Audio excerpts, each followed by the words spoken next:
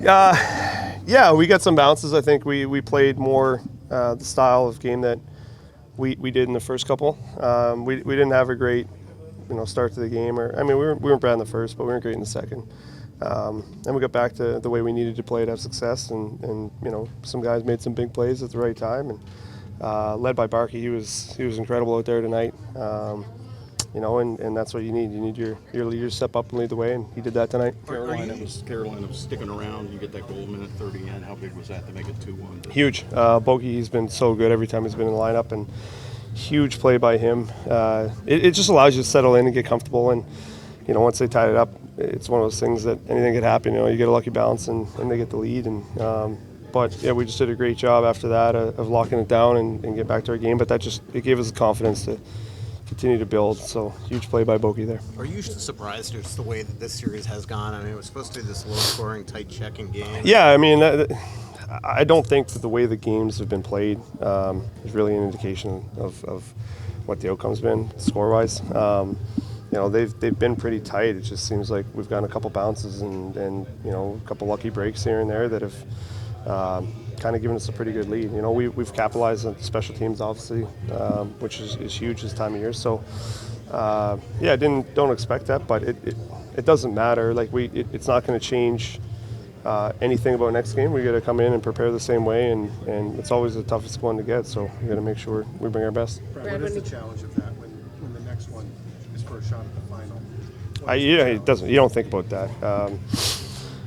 We're prepared to go 7 here, and I think the biggest thing for this group is we're really good at just focusing on what we need to do and staying in the moment and not looking ahead. You can't start looking ahead. It's such a dangerous game to play. But what we're really good at is just coming in, preparing the right way. And you have a lot of guys who've been through these moments before and kind of know how to deal with them. So you just rely on that and come in and try to do our job. It doesn't mean that everything's going to go our way, but you prepare to control the things that you can.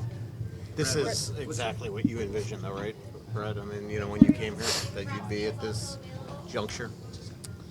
You hope. You hope, right?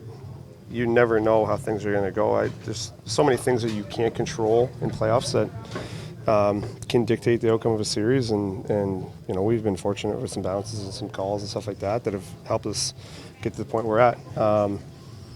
But we haven't achieved anything yet. Yeah. Until you win everything, you accomplish nothing. So, it's day to day, and we just keep moving forward, trying to deal with the things that come at us. Brad, the value of constantly pressing with forecheck.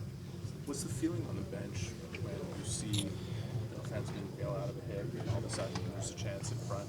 Does it start to make you feel as though, okay, this is working?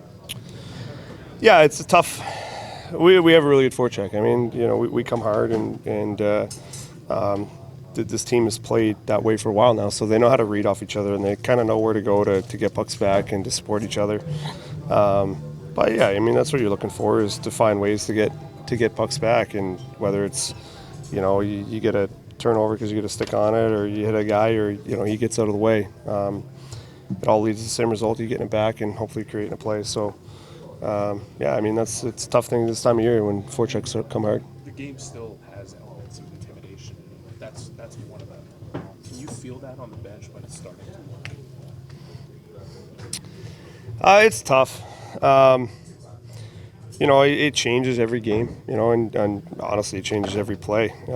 Sometimes just the amount of speed that a guy's coming in at, there's a level of self-preservation in the game too, right? So, you're not so much feeding off a guy not doing his job on the other team. It's more us doing our job on our team. You have a lot of respect, and you build guys up when they go in and they are playing physical and they are playing the right way and playing within our structure and system. So it's more about what we do. That's I think the biggest thing that I've seen since being here. It's about what we do in here and how we build off of that. How much fun are you having?